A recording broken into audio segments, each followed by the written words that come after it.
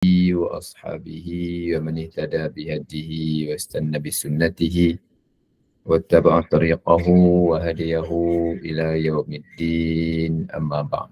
Merupakan pengurusi khususnya urus dia daripada SPAK, khususnya tuan-tuan, puan-puan, muslimin muslimat yang dirahmati Allah Subhanahu wa taala. Alhamdulillah, syukur kita panjatkan kehadrat Allah Subhanahu wa taala dapat kita bertemu pada kali ini dan kita meneruskan sesi kita pada pagi ini dengan membicarakan topik-topik yang berkaitan dengan pemikiran dan pada kali ini kita akan bicarakan topik yang berkaitan dengan liberalisme, liberalisme yang saya harapkan tuan-tuan dan puan dapat ikuti kuliah kita pada pagi ini untuk menambahkan lagi keyakinan kita kepada agama dan juga menambahkan lagi kefahaman kita tentang isu-isu semasa yang berlaku yang dibangkitkan oleh pihak-pihak yang tak bertanggungjawab, dan sekurang-kurangnya kita ada maklumat dan juga cara kita untuk berhadapan dengan semua pemikiran-pemikiran ini. Dan insyaAllah pada hari ini kita akan bicarakan topik-topik berkenaan, isu-isu berkenaan kalau sempat. Kalau tak sempat kita akan masuk dalam sesi siri yang kedua nantilah untuk kita bincangkan tentang isu-isu ini. Tentang perempuan yang dirahmati Allah Subhanahu wa taala. Jadi antara persoalan-persoalan penting yang dibangkitkan oleh kumpulan ini adalah seperti berikut. Dan mereka membezakan antara dosa dan jenayah. Mereka membezakan antara dosa dan jenayah. Dosa lain katanya, jenayah lain. Okay. Sedangkan bagi kita orang Islam, agama Islam tu tidak membezakan sangat antara dua perkara ini, tetapi mereka sangat membezakan di antara dosa dan jenayah ini. Yang kedua, antara isu ataupun persoalan yang sering dibangkitkan oleh kumpulan ini ialah perbezaan antara khalwat dan zina. Dan adakah khalwat dan zina ini termasuk dalam dosa awam? Termasuk dalam jenayah. Dalam konteks perbincangan yang mereka bangkitkan ialah public sphere. Public sphere. Adakah dia termasuk dalam dosa awam? Yang ketiga, adakah alasan yang diberikan oleh kumpulan liberal ini alasan yang valid? Dia kata saya menuntut hak saya dan saya tidak mengganggu orang lain. Saya tak ganggu orang. Saya nak baca Quran je, saya tak ganggu orang. Saya pakai macam ni saya tak ganggu orang. Saya walaupun saya ni seksi, saya tak ganggu orang. Saya menuntut hak saya untuk begini, suka saya lah. Saya tak ganggu orang. Okay. Ini juga dibangkitkan oleh kumpulan inilah. Dan antara perkara isu yang dibincangkan ialah kenapa generasi baru, budak-budak muda, anak-anak kita, cucu-cucu tuan-tuan, anak-anak saya cepat bosan dengan agama. Dengan agama ni bila sebut tarbiyah, bila sebut usrah, tak ada lain ni. Dan kenapa mereka cepat bosan dengan agama dan tradisi Melayu.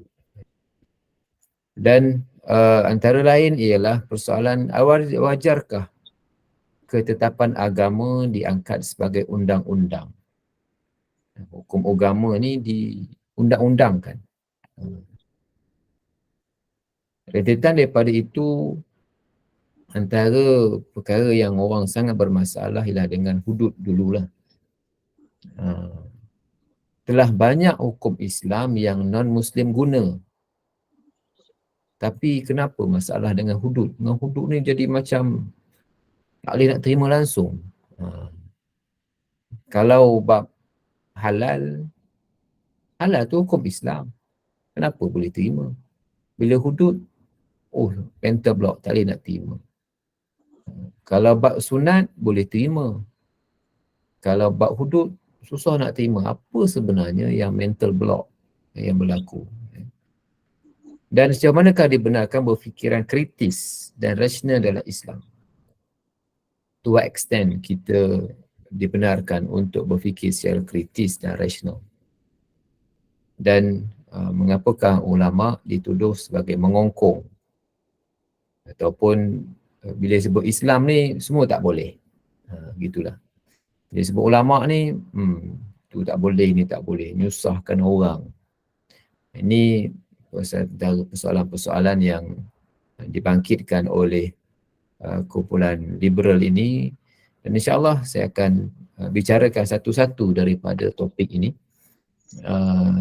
untuk kita faham bahawa bila belajar tentang akidah Islam ini, dia bukan sekadar kita belajar tentang sifat 20, tetapi bagaimana kita refleks dengan keadaan-keadaan semasa yang memerlukan kepada kita jawapan dan juga memerlukan kepada kita dapat menghuraikan perkara berkenaan dan memberikan kefahaman kepada orang lain. Tentang perempuan yang dirahmati Allah Subhanahu Wa Taala. Sekejap, saya dah tutup sikit.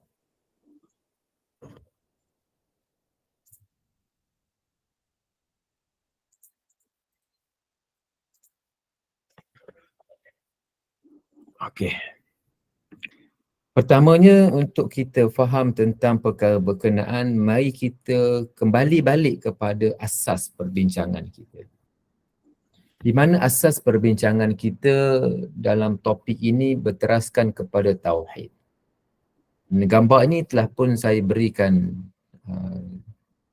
satu masa dahululah ketika mana membicarakan topik ini, saya berikan gambar ini untuk kita faham bahawa kaitan antara akidah dengan keyakinan kita dalam agama.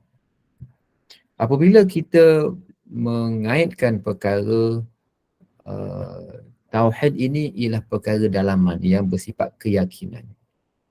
Dan keyakinan kita kepada Allah Ta'ala kerana Allah Ta'ala sebagai tempat yang paling tinggi yang perlu untuk kita patuhi dan juga yang perlu untuk kita imani. Yang mengikat segala perkataan dan perbuatan. Saya bawa balik perbincangan ini untuk secara sepintas lalu untuk kita refresh balik apa yang kita dah bincangkan dulu, sebab kita nak kaitkan dengan liberal. Kenapa? Liberal mahu bebas. Tauhid kita satukan. Liberal dia nak pecahkan semua tu. Dia tak nak ikut, dia tak nak satu, dia nak macam-macam. Tauhid kita menyatukan semua keinginan kita, selera kita, kemahuan kita, kehendak kita, semua tumpu kepada satu. Ini tauhid. So kenapa kita perlu tumpukan kepada satu ini? Kita dah bincangkan dulu bagaimana gambar ini sebagai antara bukti-bukti penting di mana kita bermula dengan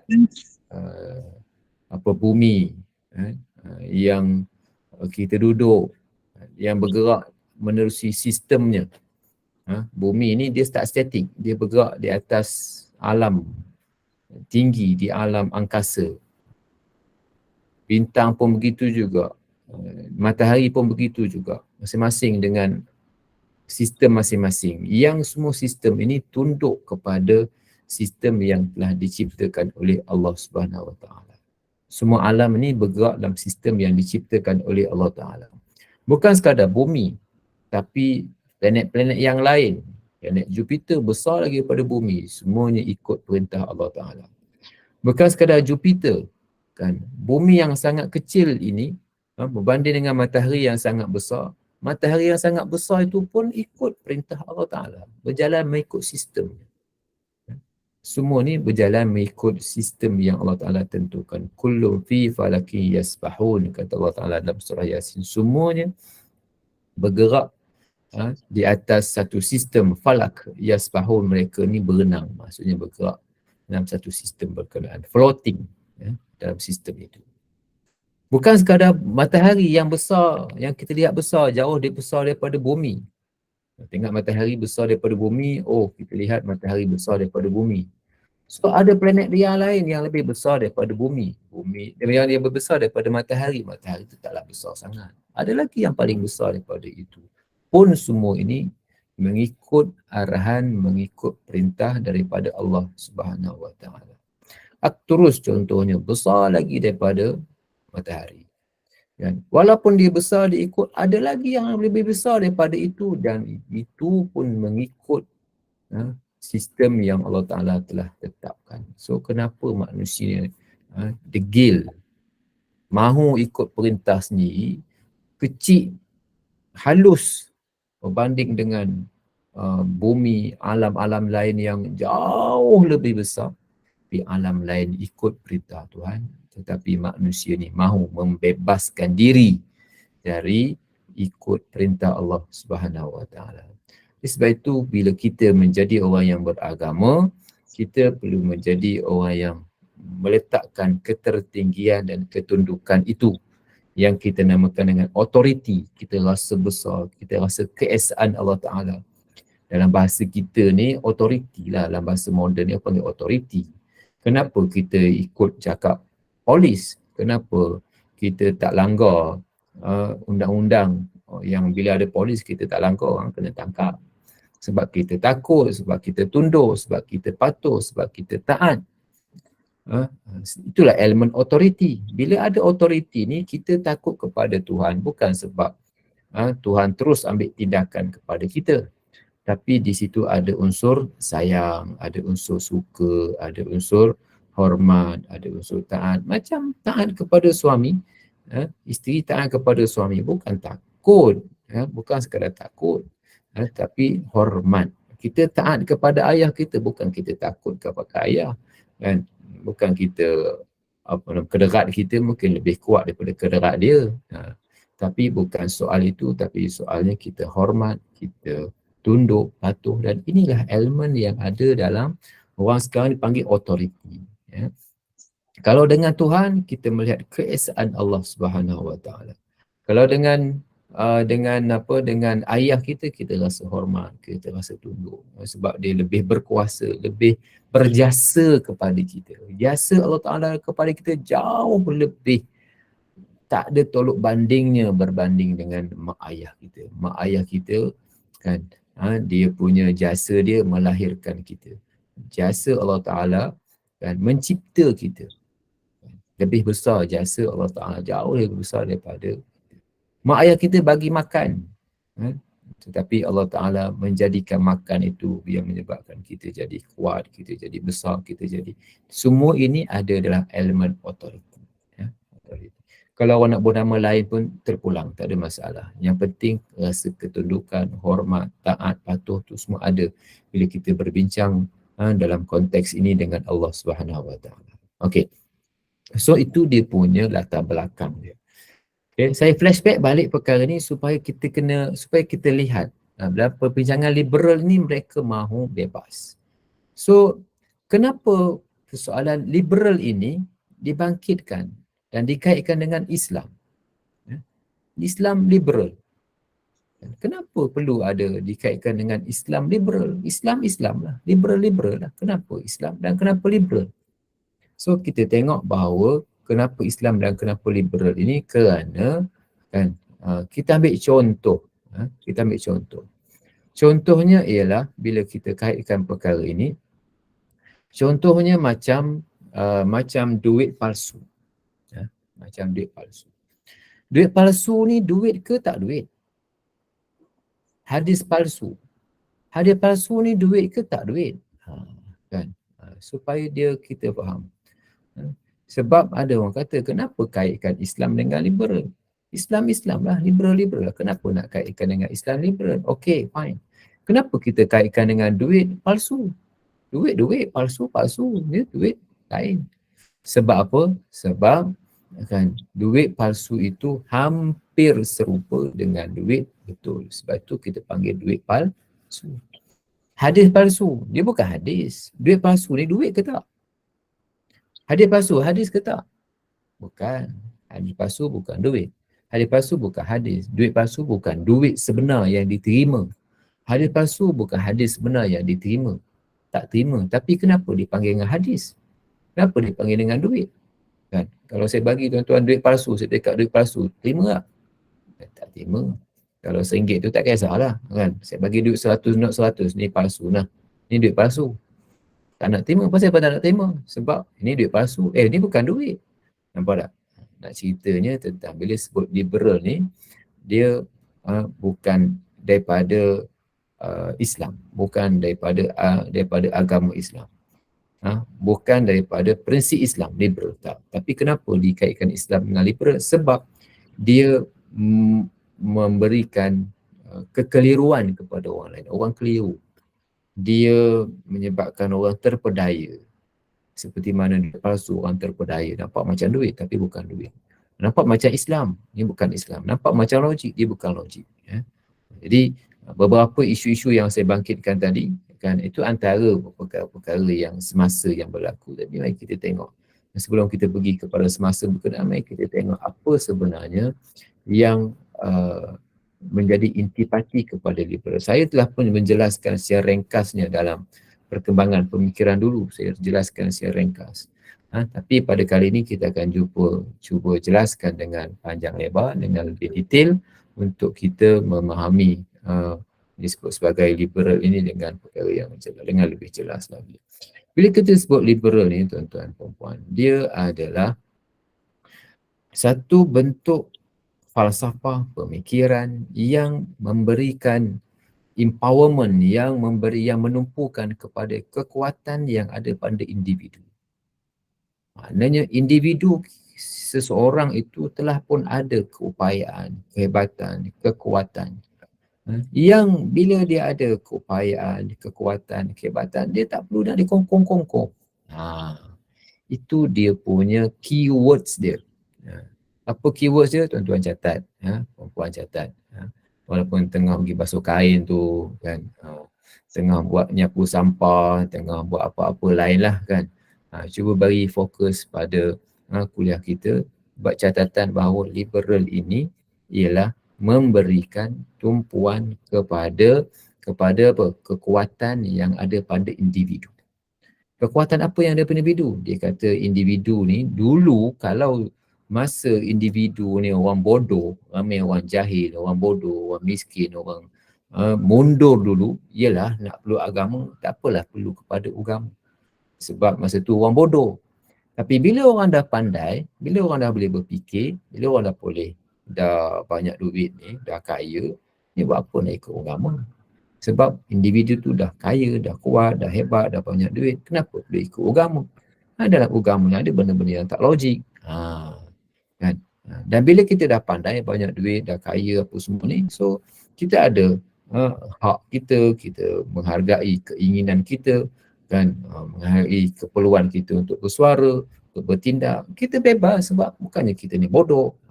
Itu ringkasan daripada apa yang dibincangkan tentang ataupun dalam topik liberalism ini. Maknanya menumpukan kepada kekuatan, keupayaan yang ada pada individu. Okey. Kenapa diberikan kepada individu? Sebab saya sebutkan tadi, dah hebat, dah pandai, kan, so mereka ingin bebas. Mereka ingin terbuka. Tak mahu terikat. Tak mahu rigid. Tak mahu disusahkan atas nama agama. Ini basic dalam perbincangan tentang liberalism. Boleh tuan-tuan? Apa dia? Menumpukan kepada kekuatan yang ada pada individu. Individu has the empowerment. Maksudnya kekuatan lah. Maksudnya tak boleh diganggu, tak boleh dipaksa, tak boleh disuruh-suruh. Pasal apa kau nak suruh aku? Gitulah bahasanya. Dalam laras bahasa liberalism ini. Okey, tuan-tuan dan puan yang dirahmati Allah Subhanahu Wa Taala. So ini saya bawa satu pandangan daripada bukti daripada apa yang saya sebutkan tadi. So dia kata people understand their own business, their own interest better and care for them than the government does or can be expected to do. Dia kata orang dah tahu, understand. Kerja mereka, usaha mereka dah tahu, apa nak suruh-suruh, apa nak paksa-paksa, dia dah boleh tahu. Kalau dia tak tahu mundur zaman-zaman dulu, kan, zaman-zaman mundur, miskin, bodoh, bangang, tak apalah dulu, ikutlah agama. Sebab, tapi bila sekarang orang dah pandai, orang boleh fikir sendiri. Bila fikir sendiri, ikut sukalah. Sebab dia tahu. That's the point yang telah diangkat oleh aliran liberal. So, mereka menolak autoriti agama. So, mereka rigid, mereka allergic dengan agama. Kenapa mereka allergic dengan agama? Sebab agama ni dianggap mengongkong, dianggap menyusahkan, dianggap memaksa, dianggap sebagai mengikat mereka agama. Jadi bila mereka dulu agama, mereka kata agama ni tak bagi mereka bersuara. Mereka menuntut supaya suara mereka itu dihormati. Kita kata betul boleh dihormati, tapi ada tapi dia. Bukan semua kemahuan, keinginan, kehendak manusia itu mahu ataupun dihormati. Tak semua. Mana boleh kita nak ikut kata manusia sepenuh semuanya. Iyalah, boleh, ada yang boleh kita ikut dan tak semua kita nak ikut kata manusia. Macam kita lah tuan-tuan, perempuan kan, kita ada anak. Mana boleh kita ikut semua kata-kata anak. Bodoh lah kita kalau kita ikut semua anak kita nak tu, nak ni, semua nak. Kita ada kekangan masing-masing. Dia nak tu, mungkin kita ada kekangan duit. Mungkin kita ada kekangan masa. Dia nak kita main, dia nak main kat tempat tu. Ni pukul 7.30 malam contohnya. Takkan kita nak biarkan main, tak apalah nak. Kita dengar, mana boleh. Kan? Tapi mereka kata, anak-anak kami dah besar, dia kata. Kami dah besar. Kan? Anak kami dah besar, jadi kami sebagai anak ni, bila kami dah besar dulu, tak apalah kami kecil. Bila kami dah besar ni, kami bolehlah ikut kata sendiri. Kan? Ayah kata, kan, memanglah kamu dah besar, tapi kan tak semua yang kamu cakap tu ayah kena ikut, kan. Tapi anak dia kata tak, hormatlah pandangan anak, pandangan kami. Kan, itu dia punya konteksnya tuan-tuan. Kita ni bukan bercakap dengan ayah tu manusia. Kan, ayah tu hebat macam mana pun dia manusia. Kan, Tuhan, pemimpin hebat macam mana pun dia adalah manusia. Ini kita bercakap dengan Tuhan. Tuhan ini tahu tentang kemaslahatan manusia, tahu tentang keperluan manusia, maka dia yang buat agama, dia yang menentukan mana yang betul, mana yang salah. So kenapa manusia nak komplain? Kan? Kenapa manusia nak komplain? Kenapa ada bulan puasa? Kenapa ada raya 2 kali? Kenapa kena 5 waktu? Kenapa itu? Kenapa ini? Kan? Dan itulah yang menyebabkan mereka kata kalau agama ni kata begini, kami menolak autoriti agama. Dan kami nak supaya suara kami dihormati. Kami nak kebebasan berpandangan. Kami nak jangan biarkan, jangan ikat kami, jangan paksa kami. Kan? Kita kata tak boleh macam itu kerana agama ini merupakan agama yang mengikat kita, bukan kita yang minta agama ikut kita. Kita ni balik pada prinsip asal tauhid yang kita bincangkan tadi. Kan? Kita yang menyelaraskan keinginan kita, kemahuan kita, kehendak kita, cita-cita kita apa semua mengikut kehendak agama. Itulah yang tauhidnya. Kan? Itulah yang akidahnya. Tauhid ni maksudnya memusatkan semua ni, kita ajak kembali kepada satu hala tuju dan matlamat.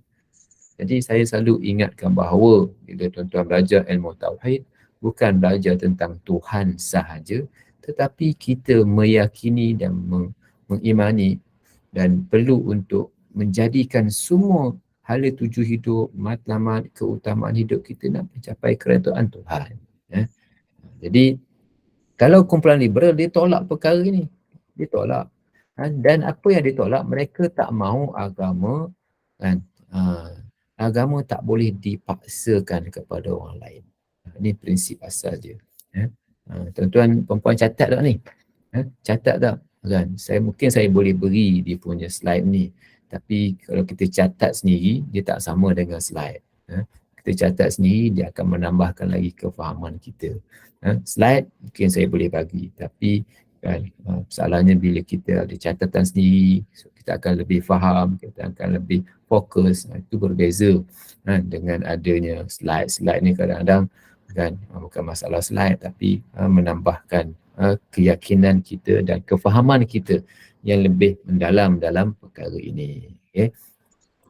Puan-puan yang dirahmati Allah Subhanahu Wa Taala. So apa yang mereka mahukan dalam aliran liberal ini ialah mereka bila nak bebas, mereka tak mahu dipaksa, dikongkong, disuruh-suruh, kan. Mereka allergic dengan perkara berkenaan. Dan mereka menolak sekiranya ada mana-mana pihak yang menolak pandangan mereka. Dan mereka allergic, sebab itu mereka allergic dengan agama, mereka menolak autoriti agama supaya pandangan mereka tak dianggap salah. Mereka juga boleh bagi pandangan. Kita selalu bagi tahu, selalu bagi tahu bahawa dalam bab pandangan ini, tuan-tuan dan puan ya, kita kena ikut bidang lah. Kena ikut bidang masing-masing. Saya bidang agama. Tapi kalau saya pergi ke hospital, saya kena ikutlah cakap doktor. Doktor kata, encik ni, ustaz ni ada masalah ni mungkin kena operate, mungkin kena itu, mungkin kena ini. Saya takkanlah saya lebih pandai daripada doktor sebab dia dalam bidang dia. Bila saya pergi pula ke ke tempat kedai kereta, kan, kedai kereta. Dia kata, kereta ustaz ni tayar ni dah sengit katanya. Kan? Yang tayar ni kanan ni dah pergi klien, yang ni dah klien, kan. Kampung kita dah gain katanya. Dah lain dia kata. Dia kena tukar. Saya pula lebih pandai daripada mekanik ni. Kau salah, kan. Saya pula kata begitu. Bukan bidang saya, kan. Sama juga dengan agama. Bila sebut agama ni bukan bidang manusia, kan. Ini sebab tu mereka nak bagi pandangan dalam semua keadaan. Sedangkan dia bukan ustaz, sedangkan dia bukan tahu bidang agama. Nak tahu bidang agama, tanyalah orang yang alim. Tapi mereka allergic. Ini masalah dia kan. Dan mereka tak mahu pandangan mereka dianggap salah. Mereka tak mahu kerana itu bagi mereka ijtihad. Ijtihad apa ni ijtihadnya? Kan? Sebab itu bukan bidang. Kalau saya pergi jumpa doktor, saya pula bagi pandangan second opinion kepada doktor. Doktor begini. Dia kata, ustaz ngaji medik ke tak ngaji medik ni? Kan? Prinsip dalam ini begini. Prinsip ustaz logik tak ketahuan ustaz ni. Nah, salah ustaz. Tak, saya begini. Itulah umpamanya, tuan. Jadi mereka mahu mentafsirkan nas, mentafsirkan mengikut akal sendiri dan mengikut logik sendiri. Kita tak boleh begitu. Kita kena ikut logik, kita kena ikut agama. Bukan kita ikut pandangan kita, ikut suka kita kerana pandangan kita ini terikat dengan agama. Jadi sifat agama, mesti kita ingatkan bahawa sifat agama ni mengikat, bukan ikut suka. Kan? Kita pakai bukan ikut suka. Kita pakai baju ikut suka kita mana boleh. Kan? Kita kena ikut agama. Agama tu sifatnya mengikat. Kan? Kalau ikut suka, tu yang jadi liberal. Ikut suka aku nak pakai, aku nak baca Quran, aku ikut spark. Kalau aku nak berjoget, aku pergi tempat lain. Kalau aku nak minum arak, aku pergi kelab lain. Gitu kah? Susahlah kan. Dia tak bolehlah seperti itu kerana kita terikat dengan agama. Okey. Bagi mereka agama tafsiran manusia. Agama tafsiran manusia. Kita memanglah manusia yang tafsirkan agama. Kalau manusia tak tafsirkan agama, so macam mana nak dibuat? Sebab dalam agama ni tuan-tuan, puan-puan, kita kena ikut perintah Tuhan. Bila ikut perintah Tuhan ni dia tidak detail. Dia tak detail. Ada yang detail, ada yang tak detail. Dan aspek yang tak detail itu bila come to the pelaksanaan, dia perlu kepada tafsiran manusia macam mana nak buat. Memanglah Tuhan suruh semayanglah kamu. Tapi waktu macam mana, bila, dan kita akan tafsirkan sendiri bila sebut masuknya waktu semayang. Bermula daripada fajar. Kita tafsirkan fajar tu mulanya bila, masanya. So dia tak dapat elak daripada tafsiran manusia. Kalau dia kata hanyalah tafsiran manusia semuanya, salah. Kan? Dan mungkin dia tak tu sebut tak faham tadi. Dalam agama ni ada perkara yang tak boleh nak diubah. Dan ada perkara yang boleh diubah, boleh ditafsirkan, interpretation. Ada yang tak boleh diubah, semayang 5 waktu, mana boleh ubah. Kan? Tentang puasa, mana boleh ubah. Tapi ada perkara yang boleh ditafsirkan. Kan? Dalam beberapa perkara, contohnya sapu kepala. Kan? Sapu kepala. Sapu kepala ni sapu semua ke, sapu sikit ke? Sapu kepala. Nak sapu semua ke, sapu sikit? Ada khilaf ulama dalam perkara ni. Kan? Ada tafsirannya. Sapu kepala. Kan? Tuan suruh bila ambil semayang, sapu kepala. Sapu sepenuhnya ke, sapu sikit? Kan? Ni bincanglah tafsir tentang perkara ini. Jadi ada tafsiran ulama tu boleh dan ada yang tak boleh nak ditafsirkan belaka ikut suka. Okey. Yang kedua, kan, menurut liberalism, agama ni, kan, sebahagian daripada tuntutan agama ni adalah dakwaan yang tak berasas, tak logik. Dogma ni siapa tahu dogma? Dogma ni maksudnya yang tak berasas, yang dongeng, yang khurafat. Itu masuk dogma.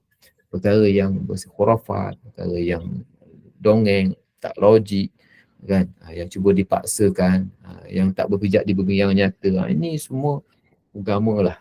Kita sebab itu kita sebutkan tadi, kan, dalam agama ni ada perkara yang logik dan ada perkara yang tak dapat nak dilogikkan oleh manusia. Memang ada perkara yang logik dan ada nampak macam tak logik, tetapi kan perkara itu mungkin tak dapat nak dilogikkan oleh manusia, satu. Yang kedua, perkara berkenaan manusia memang tak mampu. Ini yang mereka allergic, mereka marah. Pasal apa manusia tak mampu? Kami dah belajar sampai buat PhD. Kami sudah menjadi seorang yang tokoh yang terhebat. Kenapa kami perlu ikut undang-undang agama? Kenapa kena ikut undang-undang Tuhan yang bercanggah dengan keinginan? Macam contoh yang saya berikan tadi ialah mereka buat logik. Apa contoh logiknya? Membezakan antara dosa peribadi dengan jenayah. Dosa peribadi dengan jenayah. Apa dosa peribadi? Dosa peribadi ni kalau saya berkhalwat dengan berzina, na'udzubillah lah kan, bukan saya. Maksudnya kalau ada orang berzina, perbuatan berzina tu. Perbuatan berzina ni maksudnya dia perbuatan yang melibatkan dua orang. Kalau suka sama suka ni, apa masalahnya? Dia kalau masalah kalau jenayah katanya. Kalau dia pergi rogol, kalau dia pergi itu yang salah. Kalau suka sama suka, rela sama rela, apa salah? Kan? So itu satu. Ni semua guna logik ni. Kan? Kalau dia duduk dalam rumah dia, apa kita nak pergi Skodeng, dia duduk dalam rumah dia. Kan? Jadi ini yang antara banyak nanti saya akan bincangkan dalam kuliah yang akan datang lah tentang perkara ini. Jadi bagi mereka agama ni satu dogma, dakwaan yang tidak berasas. Kenapa kena pergi Kaabah, kenapa kena semayang itu, kenapa buat ini, yang tak berpijak di bumi yang nyata. Tak ada benefitsnya. Tak ada apa kepentingan. Ikut membertutuli agama ini bodoh, kan? Sebab itu mereka kata agama ni membodohkan orang, agama mencandukan orang. Saya dengarlah istilah agama candu. Agama candu masyarakat. Siapa bisa dengar istilah ni? Cuba tulis sikit dalam ruang komen. Agama candu masyarakat. Apa maksud agama candu masyarakat? Betul-betul tulis sikit dalam ruang komen. Agama candu masyarakat. Apa maksudnya agama candu masyarakat? Kita tulis sikit nanti saya ulas sejauh mana kefahaman kita tentang perkara ini dah. Agama candu masyarakat katanya kan. Dan kononnya mereka boleh terima alasan yang berasaskan kepada logik, rasional dan bukti saintifik. Okay. Mereka kononnya hanya boleh terima alasan yang berasaskan kepada logik, rasional dan bukti saintifik. Kalau tak logik, ini tak betul. Ini tak boleh nak terima. Okay. Siapa boleh tulis? Kenapa agama orang sebut candu masyarakat? Siapa boleh tulis? Okay.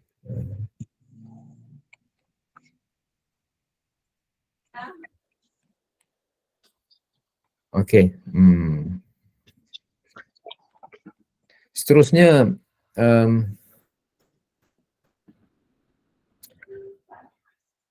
mereka juga berpandangan semua agama itu sama dan agama itu tidak suci, terbuka kepada pentafsiran. Agama itu suci dan terbuka kepada pentafsiran.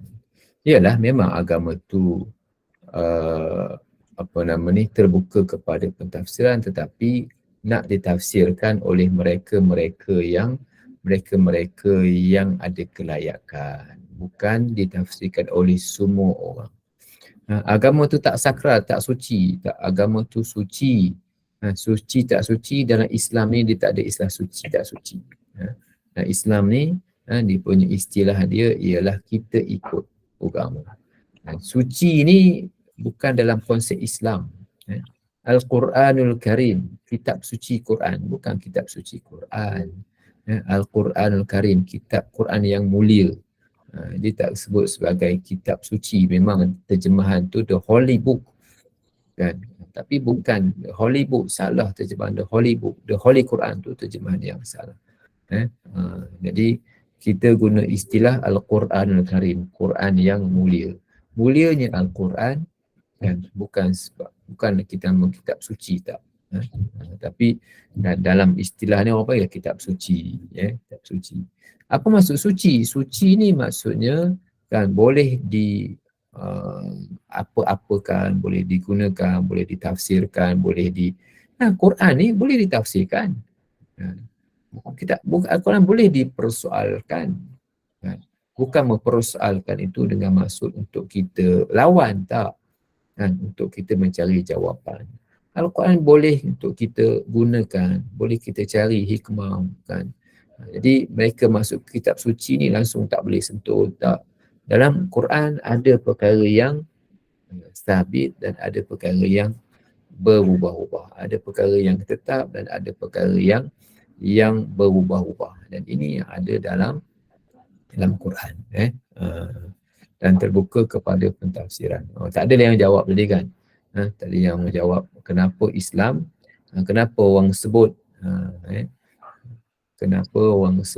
Islam sebagai agama sebagai candu masyarakat. Tak ada yang jawab. Apalah. Okay.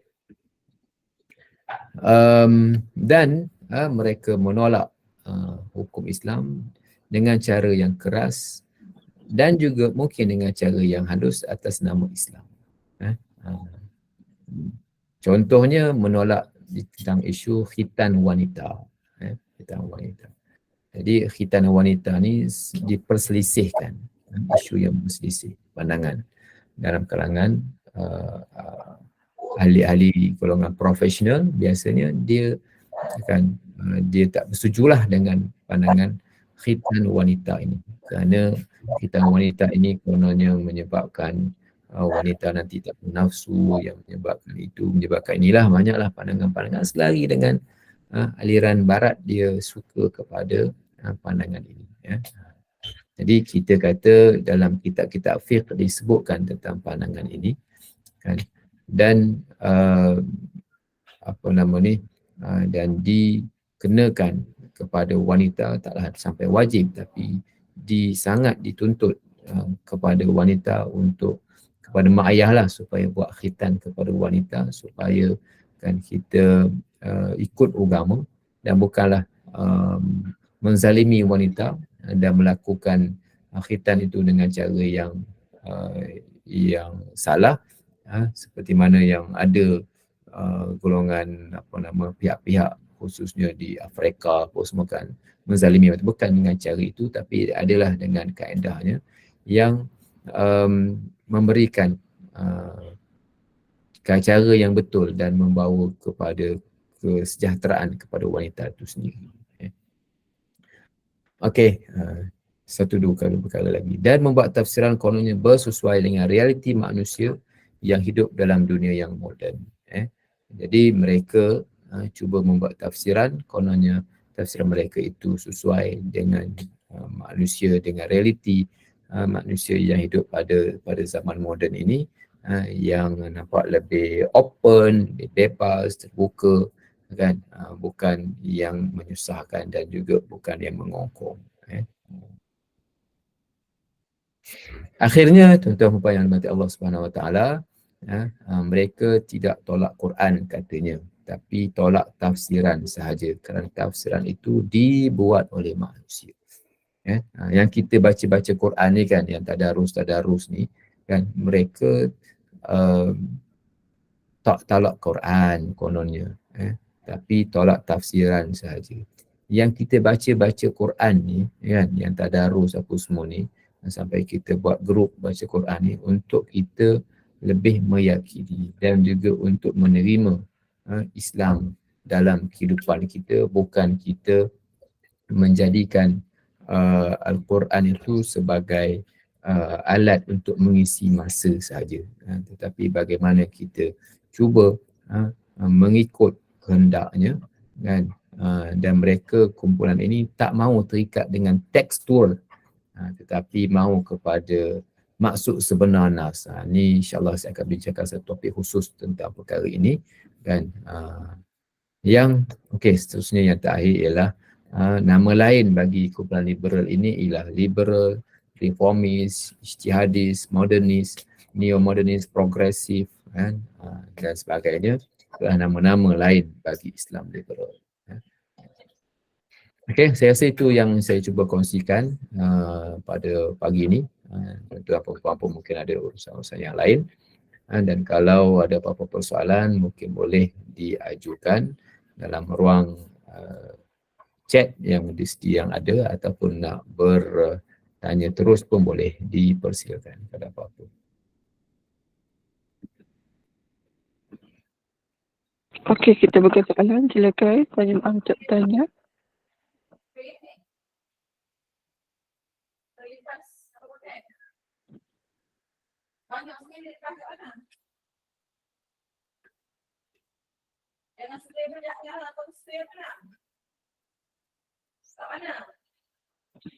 Yang ada soalan Ustaz, kayaknya ada yang bertadarus pagi ni.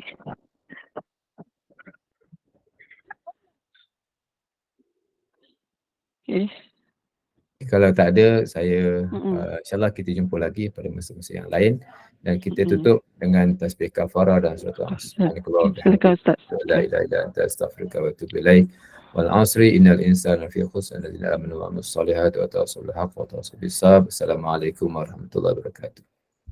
Waalaikumsalam warahmatullahi wabarakatuh. Terima kasih Ustaz. Terima kasih Ustaz. Assalamualaikum.